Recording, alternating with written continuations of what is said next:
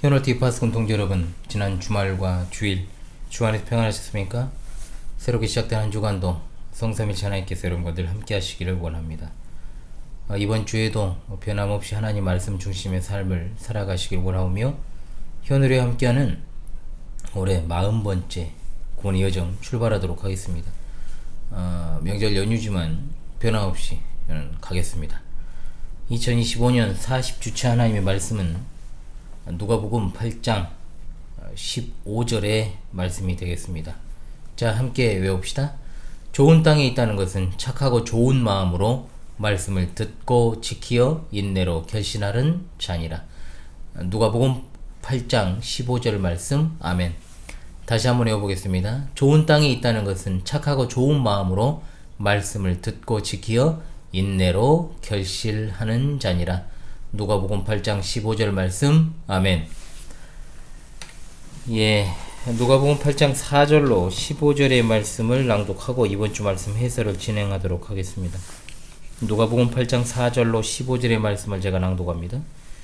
각 동네 사람들이 예수께로 나와 큰 무리를 이루니 예수께서 비유로 말씀하시되, 씨를 뿌리는 자가 그 씨를 뿌리러 나가서 뿌릴새 더러는 길가에 떨어지매 밟히며 공중의 새들이 먹어버렸고, 더러는 바위 위에 떨어지매 싹이 났다가 습기가 없으므로 말랐고, 더러는 가시떨기 속에 떨어지매 가시가 함께 자라서 기운을 막았고, 더러는 좋은 땅에 떨어지매 나아서 백배의 결실을 하였느니라. 이 말씀을 하시고 외치시되, 들을 끼는 자는 들을지어다.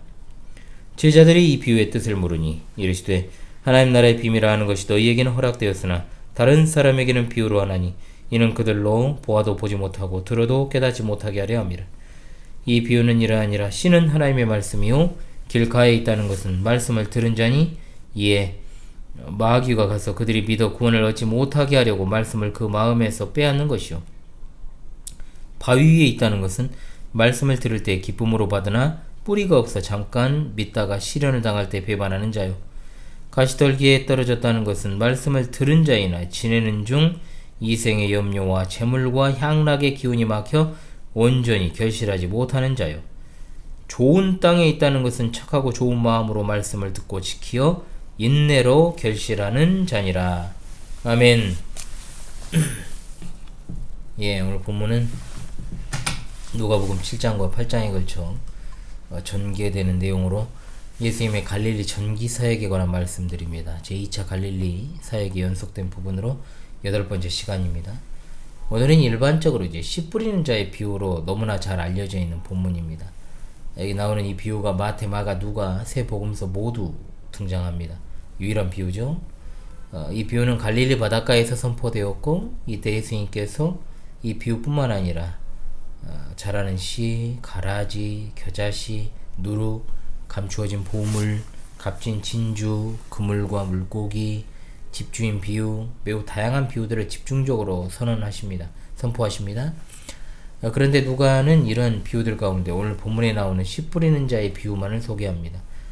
누가복음만의 특징이라 할 수 있는 건 세 복음서 가운데 이 비유가 가장 간략하게 기록되어 있다는 것. 그럼에도 불구하고 이 비유가 주는 가르침은 동일하고 명확합니다. 바로 하나님의 말씀을 듣고 결실하는 자와 결실하지 못하는 자가 있다는 것이죠. 즉, 거듭난 자와 거듭나지 못한 자의 특징을 그들이 하나님의 말씀을 대하는 태도와 열매의 여부로 정확히 알 수 있음을 주님께서 친절하게 해설까지 해주시는 아주 명확한 하나님의 말씀입니다. 그렇다면 주님이 이 비유의 말씀을 어떤 맥락과 의도로 주셨는지에 주목을 해야 됩니다. 4절에서 8절을 통해서 주님께서 이 큰 무리, 즉 제자와 무리를 구별하지 않으시고 거기에 모인 이들에게 말씀하셨음을 알 수 있죠. 즉, 무리들은 육지에서, 예수님은 배에서 비유로 가르치셨습니다. 그리고 구절로 이하를 통해 알 수 있는 건 비유의 해설은 누구에게만 주어졌느냐? 제자에게만 주어졌습니다. 비유의 해설은 하나님 나라의 비밀 계시들입니다. 다른 사람들에게는 이 계시가 주어지지 않았고 비유만 주어졌으므로 결과적으로 그들은 보아도 참으로 보지 못할 수 있고 들어도 깨닫지 못할 수 있습니다. 그러나 예수님께서 깨닫지 못하게 할 목적으로 비유를 주셨다라고 그냥 단정할 필요는 없어요. 이 부분을 잘 이해해야 됩니다. 10절에 하나님 나라의 비밀을 아는 것이 너희에게는 허락되었으나 라고 했습니다. 그런데 제자들이 하나님 나라의 비밀을 자신만 알고 간직하는 것은 주님의 뜻이 아닙니다.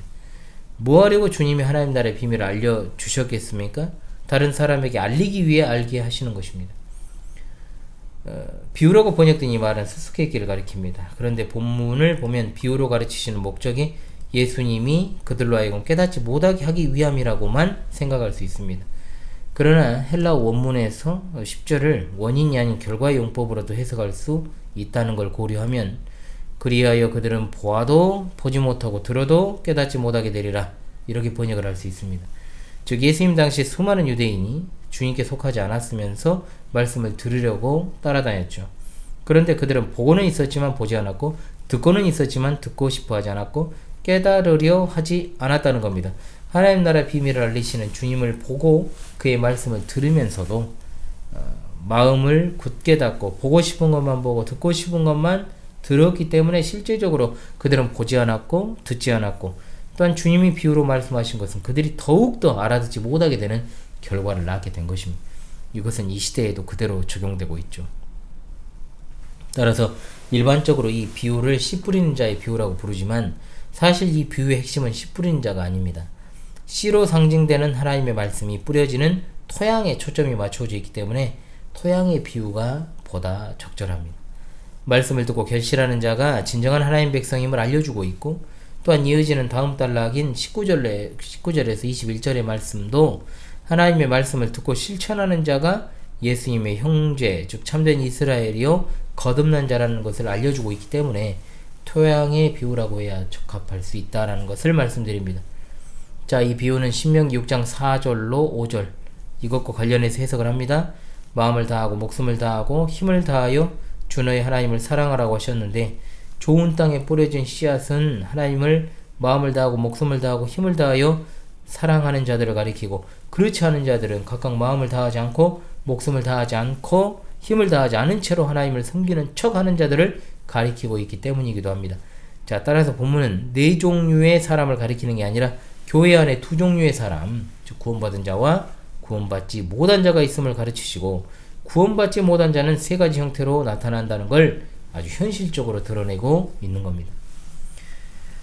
우리에게 너무나도 익숙한 이 말씀, 자, 말씀의 강단이 처참하게 무너져가는 이 시대를 분별하고 우리가 바르게 현실을 직시해야 됩니다.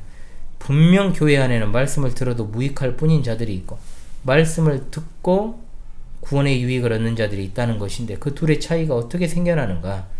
전자에 속한 자들은 말씀을 듣기는 해도 자신들이 듣고 있는 것을 깨닫고 있는지 없는지 별 관심이 없고 별로 신경을 쓰지 않는 반면에, 후자에 속한 자들은 말씀을 듣는 것만으로는 만족할 수 없어 어떻게 해서든지 그 말씀을 이해하고 깨달으려고 애쓰는 자들입니다. 여러분 어디 있습니까? 여러분은 말씀을 듣는 척하고 깨닫고 실천하는 것에서는 더딘 구원받은 척하는, 구원과 상관없는 자입니까? 혹시 말씀을 듣고 깨달으며 애쓰고 실천하려고 하는 구원받은 자이십니까? 아멘. 굳센 자는 이 말씀을 듣고 더욱 굳세어질 것이요 연약한 자는 이 말씀으로 말미암아 굳건한 신앙으로 나아가는 은혜가 있기 원합니다. 들을 귀 있는 자는 주의 교회에 주시는 성령의 음성을 들을 줄로 믿습니다. 첫째로, 이 비유가 토양의 비유인 건 결실하는 것은 말씀을 받는 자의 책임이기 때문입니다. 서두에 이미 언급을 했습니다. 자, 다시금 강조하는 것이 중요하기 때문에요. 자, 말씀을 드리고 주님이 언급하신 토양들에 대해서 강설을 하는 게 옳은 순서겠죠. 씨를 뿌리는 자는 궁극적으로 하나님이시지만 역사상의 모든 복음 전도자들을 뜻하기도 합니다. 복음은 그 사람의 성별, 그리고 신분, 지위, 고하를 막론하고 무차별적으로 전해집니다. 오늘날에도 복음은 상대가 누구냐에 따라 전해지지 않습니다. 그런데 어떤 정신나간 자는 하나님이 일부러 길가에, 돌밭에, 가시떨기에 씨를 뿌렸다는 식으로 해석을 하고, 예수님이 친절하게 해설까지 하신 이 비유를 자기식으로 비유풀이를 하는 것을 봤습니다. 그러나 성경에서 이보다 더 명확한 예수님의 비유는 없어요. 씨는 하나님의 말씀이라고 11절에 나옵니다. 그런데 이 비유를 씨 뿌리는 자의 비유라고 해버리면 씨 뿌리는 자가 어떤 자이냐에 따라 결실하는 모양도 달라진다는 식의 해석이 나옵니다. 씨는 가감없이 전달되는 하나님 말씀, 즉 온전한 복음입니다. 그 외에는 다른 해석이 나올 수 없습니다. 단지 하나님의 온전한 말씀, 즉 복음이 모든 사람에게, 즉 교회 예배에 참석한 모든 이들에게 무차별적으로 증거된다. 세례를 받았느냐 못 받았느냐 안 받았느냐, 직분이 있느냐 없느냐, 어린아이냐 어른이냐 상관없이 말씀이 증거되죠. 그런데 누구는 열매를 맺고 누구는 열매 맺지 못하고, 그 차이는 어디에 있느냐? 뿌려진 토양에서 원인을 찾아야 되는 겁니다. 교회를 다니는 자들 중에 어리석은 자들이 더러 있습니다. 말씀을 뿌리는 목회자에게 포커스 맞추고 소위 신령하다고 하는 목사들이 전하는 말씀을 들으면 신앙의 열매를 고급스럽게 맺을 수 있다 생각하는 그런 자들, 그런 사람들은 실제로 목사 보고 교회 다니는 자들이니까 소위 능력 있는 목사라고 소문이 난 사람을 찾아 이곳저곳 옮겨다니고, 또 그런 집회가 있다고 하면 물불 안 가리고 찾아다니는 사람들, 자, 그런 사람들은 참된 성도라고 부를 수가 없겠죠. 그저 좋은 물건이 있다고 소문이 난 매장을 기웃거리는 동네 아줌마들과 다를 바가 없어요. 자, 하나도 없는 거예요. 동네 아줌마가 뭔 잘못입니까? 많은 어찌되었든 그들은 하나님의 말씀과 교회의 본질에 관심이 없고 포장지 이름만 영적인 사람일 뿐 실제로는 자기 육적인 만족을 추구하는 세상에 속한 그 사람들과 다를 바가 없으니까 육에 속한 자들이다 라고 하는 겁니다. 핵심은 그가 하나님의 말씀을 받아 결실할 준비가 되어 있는 하나님의 택함받은 자인가 아닌가, 이 문제일 뿐. 이단이나 사이비처럼 하나님의 말씀을 왜곡되게 가르치는 것이 아니고 목사가 역사적 기독교회가 고백해오는 성경의 가르침에 따라서 그대로 가감없이 전한다면 목사가 누구냐에 상관없이 풍성한 말씀의 열매를 거두게 되는 것입니다. 믿음과 인내로 맺힌 풍성한 열매를 거두게 되시기를 바랍니다. 아멘. 자, 둘째로 하나님 말씀에 결실하지 못하는 자와 결실하는 자를 대조하여 상고하는 내용입니다. 자, 먼저는 결실하지 못하는 자의 특징 세 가지가 나옵니다. 첫째, 어떤 사람입니까? 길가라고 하는 토양에 씨앗이 떨어졌습니다. 밟히고 공중의 새들이 먹어버렸습니다. 이 부분에 대한 예수님의 해설 12절입니다. 길가에 있다는 것은 하나님의 말씀을 들은 자니 이에 마귀가 가서 그들이 믿어 구원을 얻지 못하게 하려고 말씀을 그 마음에서 빼앗은 것이다라고 했습니다. 자, 이보다 더 명확한 해석은 없습니다. 구원받지 못한 자의 특징 첫 번째, 마귀가 등장을 하잖아요. 마귀. 그렇다면 비유에서 마귀는 공중의 새들이겠죠? 마귀가 사람들의 마음에서 말씀을 빼앗는 목적 분명하잖아요. 구원에 이르지 못하게 하기 위해서. 로마서 10장 17절에 분명히 나오지 않습니까? 믿음은 들음에서 나오며 들음은 그리스도의 말씀으로 말미암았느니라. 믿음은 구원을 이루는 것입니다. 마귀는 말씀을 들은 사람이 마음으로 받아들이지 않고 그것을 등한시하고 내게 주는 말씀으로 안 받고 애초에 믿음을 갖지 못하도록 하기 때문에 말씀을 가로채는 것입니다. 그러면 이렇게 생각할 수 있습니다. 나는 들으려고 하는데 마귀가 빼앗아 버리는 걸 어떻게 하느냐. 웃긴 소리죠. 나는 들으려고 하는데 그런다? 복음의 결실을 맺지 못하는 책임은 듣는 자, 마귀 모두에게 있습니다. 스스로 지혜롭게 여기는 자들, 하나님의 지혜의 복음을 미련한 것으로 치부하는 자들은 마음으로 하나님의 말씀을 받아들이지 않습니다. 그렇기 때문에 들어도 자신의 자아를 더 높은 곳에 두고 있으므로 삶 가운데 하나님이 전혀 드러나지 않습니다. 교회는 안 빠지는데 밖에서 이야기하거나 통화해보면 진짜 이 사람이 그리스도인이 맞나 싶은 사람들이 있어요.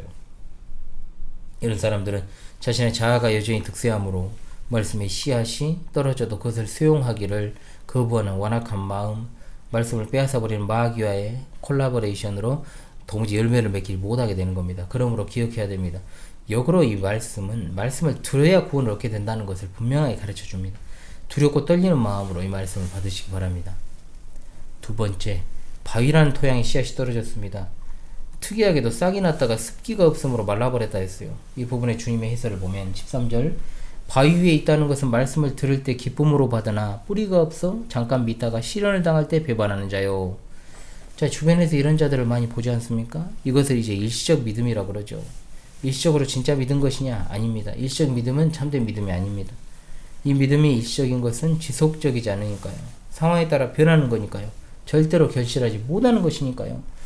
한국 교회 안에 이러한 토양인 자들이 많습니다. 다분히 감성에 치우친 사람들은 감정적으로 복음을 좀 받잖아요. 즉, 그 당시 상황이 받아들이기에 최적화된 상황, 적합한 상황. 그런데 이런 모습은 그 상황이 바뀌게 되면 바로 뒤집혀 버린다는 거. 평안할 때나 복음이지 이런 사람들은. 그렇지 못할 때는 자기한테 복음 아닙니다. 그러므로 조금의 시련도 그들은 견디지를 못하는 겁니다. 선천적으로 나일 때부터 종교심이 강한 사람들이 있습니다. 신앙과 상관없이요. 자, 그러나 이런 사람들이 진짜 믿음을 가진 사람이라고 착각하면 안 돼요. 교회 안에 있는. 그런 사람들은 원래 종교적 감수성이 굉장히 풍부하고 예민하니까 기독교가 아니더라도 얼마든지 다른 종교 안에서도 그런 어떤 풍부한 감수성을 보여줬을 가능성이 있어요. 일시적으로 감동받고 흥분으로 말씀을 받아들인다고 해도 중심이 없습니다. 즉 뿌리가 내려지지 않았기 때문에 식물에게 필요한 수분이 금방 증발해버리고 햇볕에 의하여 타죽고 마는 것처럼 돼버리는 거예요. 많은 사람들이 신앙이 있는 것처럼 굉장히 신실해 보이지만 한때나마 시간이 흐르고 나서 아예 신앙을 잃어버린 사람들도 있습니다. 그러나 그는 처음부터 결실할 수 없는 토양이었던 거지, 그가 진정으로 참된 마음, 믿음을 가지고 있다가 실족한 게 아니에요. 착각해서는 안 됩니다. 환경에 의해 지배받는 믿음은 믿음이 아닙니다. 뿌리 내려지지 않은 그런 어떤 허구적인 믿음을 가진 사람이 믿음의 자리를 이탈하고 교회를 나가고 배반하는 건 당연한 거예요. 다른 교회를 나가다 하더라도 그건 종교적 감수성 때문에 교회를 다니는 거지, 구원의 열매를 맺는 참된 신앙은 결코 아니라는 겁니다.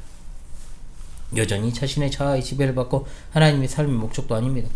더 큰 시련과 상황이 닥치게 되면 아예 그 종교적 감수성마저 없어지는 날이 오게 됩니다. 영상을 시청하시는 파스콘 동지들이여, 일시적으로 말씀이 내게 와닿는다 하여 절대로 만족하지 마십시오.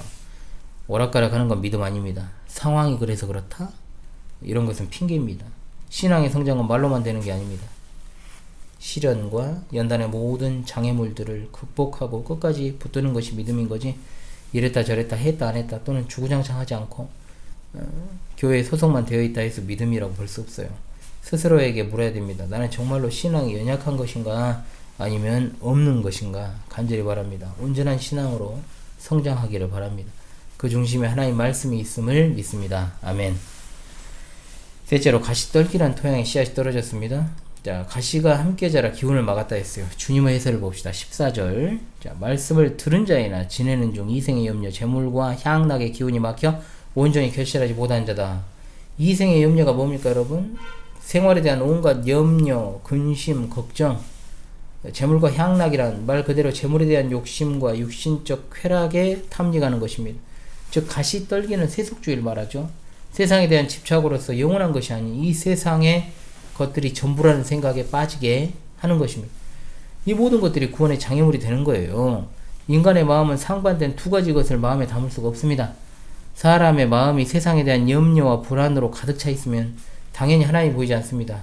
재물과 향락은 어떻습니까? 그것 자체가 우상이 되어버리기 때문에 하나님은 안중에도 없어요. 예수님을 찾아온 부자 청년은 결국 재물을 포기하지 못한 채로 예수님을 떠났지 않습니까? 바울사도는 말합니다. 돈을 사랑함이 일만하게 뿌리가 되나니 이것을 사모하는 자들이 미혹을 받아 믿음에서 떠나 많은 근심으로서 자기를 찔렀도다 라고 말입니다. 이 세 가지 토양들은 하나같이 결실하지 못하는 자들, 교회 안에서 곧 구원받지 못한 자들의 양상에 대해 말하고 있지만 실상 다른 세 종류로 구분할 수 있는 것이 아니라 서로 밀접하게 연관되어 있습니다. 그것은 하나님의 말씀을 결실하지 못하는 자들이 되는 이유와 핑계는 1000가지, 10,000가지가 넘는다는 거예요. 언제나 교회에서 조금 더 앞으로 못 가고 그 자리가 그 자리인 사람들의 특징, 제가 너무나 잘 압니다. 눈이 너무 필요해요, 여러분. 잘 알죠. 왜 그럴까요? 항상 이 핑계 저 핑계로 구원의 열매 맺는 길을 스스로 막아요. 그리고 자세히 살펴보면 항상 같은 문제에서 넘어집니다. 왜 그럴까요? 그걸 갖다 고칠 생각을 안 하니까, 문제의식을 가지고 있지 않으니까 그렇습니다. 안타깝죠? 진짜로 주님이 오시기 전에 그 개인의 마지막 날이 닥치기 전에 회개하고 주님을 진정으로 믿게 되기를 간절히 바라요. 그러나 한편으로 생각할 것이 있습니다. 참된 성도라고 할지라도 신앙의 성숙을 맞는 요소들이 이와 다르지 않다는 겁니다.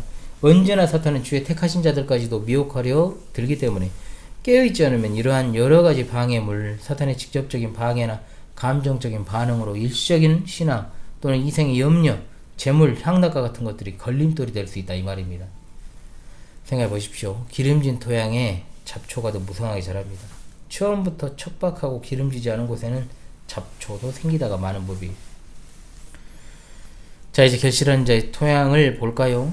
자, 그것은 좋은 땅이라고 말씀하며 100배의 결실을 하였다 하시고 외치시되 들을 귀 있는 자는 들을지니라 했습니다. 해설에 좋은 땅에 있다는 것이 무엇입니까?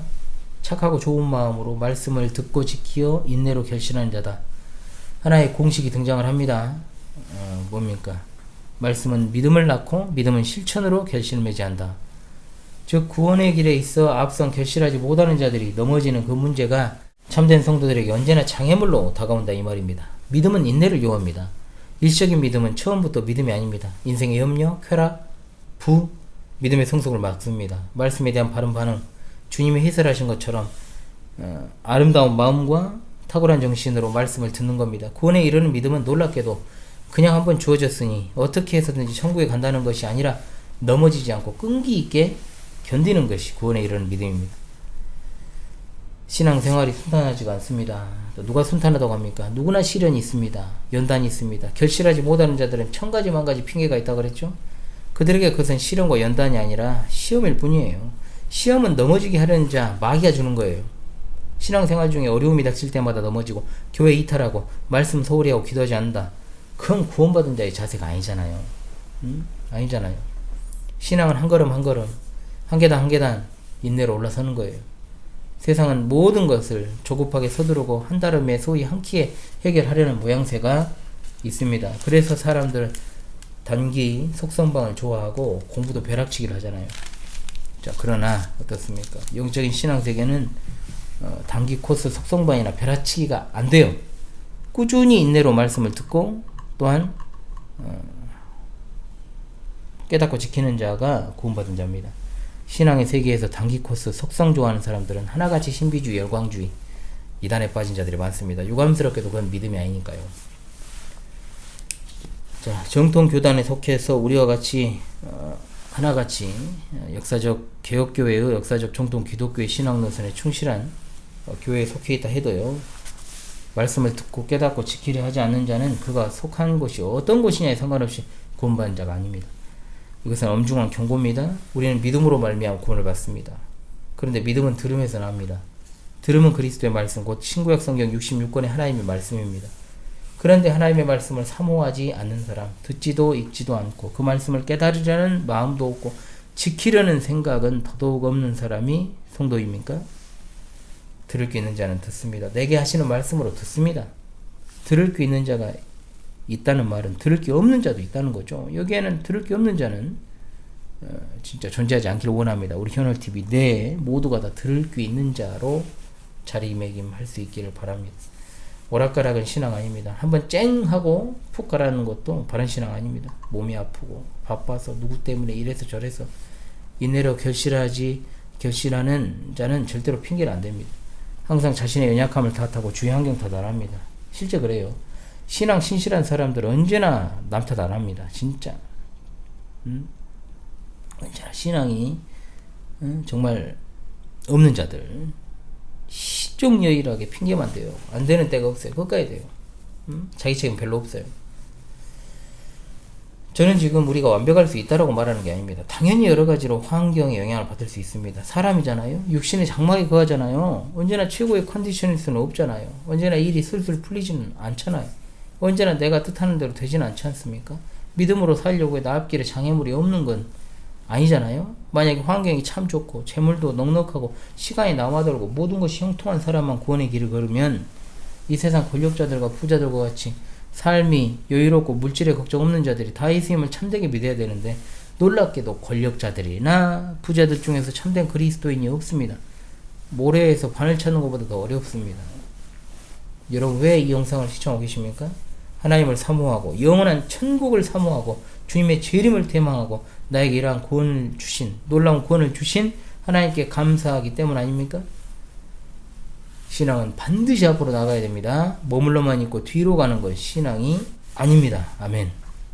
말씀을 들어도 변함없는 건 들을 기가 없기 때문이고 구원의 열매를 결실하는 자가 아니기 때문일 수 있습니다. 그런 자 아니기를 바라는 마음으로 이 말씀을 분명하게 전합니다. 이 말씀을 듣고도 여전히 하나님 말씀을 사모하지 않고 멀리하고 주의 피로 값주고 사신 교회와 거기에 세우신 목사에게는 관심 없고 오로지 나의 관심 분야, 이생의 염려, 다른 것에만 관심을 쏟고 있는 그대에게 화가 있을 것입니다. 지금 돌이켜야 됩니다. 내일이 오면 내가 그냥 그렇게 하겠다. 그런 내일은 안 와요. 어느 날 사탄이 가장 유능한 자기 부하 중에 하나를 불러들여서 대화를 했는데 이 귀신이 개인적으로 수많은 영혼들이 파멸해서 지옥으로 가는 것을 봤다고 합니다. 사탄이 묻습니다. 비결이 뭐냐? 그러자 그 귀신이 놀랍게 이렇게 말합니다. 저는 그들에게 말하기를 하나님에 대해 진지하게 생각해라. 그리스도에 대해서 마음을 열어라. 죄를 회개하고 예수님을 따르라 말했습니다. 그러자 사탄은 놀라서 말합니다. 아니 뭐라고? 그잖아요. 그러니까 그 부하가 이렇게 말하죠. 이 모든 일을 해야 한다고 나는 그들에게 말합니다. 단 오늘이 아니라 내일. 다이어트는 언제부터? 내일부터. 이겁니다. 이거. 지금 돌이키지 않으면 기회는 없다는 거예요. 항상 내일, 다음 없어요. 설교가 끝나면 똑같이 밥 먹고 똑같이 예배당을 나서고 똑같이 하루 밟고 또 똑같이 한 주가 훌쩍 지나 주일이 되어 아무런 생각 없이 또 교회에 나와 예배하고 말씀으로 고발당하고 또 내일부터 해야지 라는 생각으로 또 같은 한 주 한 주가 반복될 뿐입니다. 그리고 어느 날 당신은 하나님 심판대 앞에 서 있을 것입니다. 그토록 바라던 내일은 오지 않고 이제 심판대 앞에 서 있는 당신에게 내려질 판결이 지옥 형벌이 될 수도 있다는 걸 절대로 잊지 마시기를 바랍니다. 아멘. 하나님 말씀을 듣고 깨달아 그리고 지키어 행하며 기도와 찬양이 강물과 같이 삶 가운데 흐르기를 원합니다. 하나님께서 인생의 목적이십니다. 돌이켜 회개하고 예수 그리스도를 온전히 믿어 구원받으시길 바랍니다. 영광의 그 나라 속히 올 것입니다. 할렐루야. 아멘. 다시금 이번 주 하나님 말씀 외우며 힘차게 한 주를 출발하도록 하겠습니다. 좋은 땅에 있다는 것은 착하고 좋은 마음으로 말씀을 듣고 지키어 인내로 결실하는 자니라. 누가복음 8장 15절 말씀. 할렐루야. 아멘. 찬송가 546장을 우리 함께 보도록 하겠습니다.